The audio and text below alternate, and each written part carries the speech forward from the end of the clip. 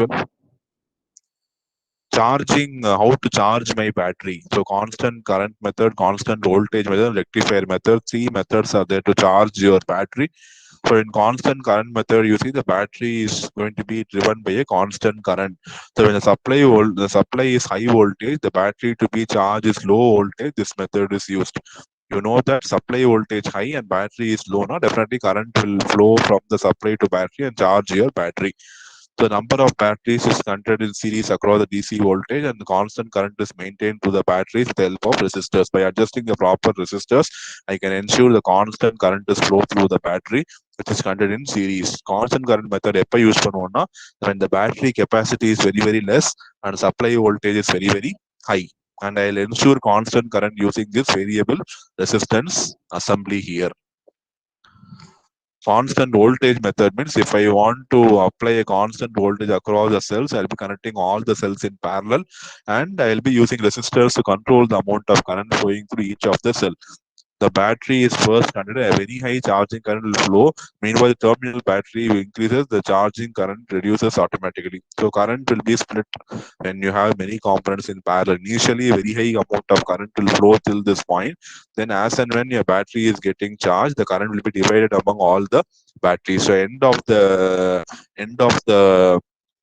charging, when all the batteries are full, no current will flow and the current is going to be zero. Okay, when the potential here is equal to the potential here, there is no potential difference and hence no current will flow for further charging your circuit. So which means your charger is full. Finally, rectifier method you will be using when you're charging your AC. So for converting AC to DC, this rectifier is used and the output of rectifier is DC, which will be used to charge your battery. So remember, your battery can store only DC. It can never store AC. But my supply is AC. And DC store panona, you will be using a rectifier. The rectifier will convert your AC to DC for charging your battery. And last one, what is battery backup? So battery backup will define how much amount your battery can withstand when there is a power outage. Suddenly power goes means how much time your battery can withstand without the normal power.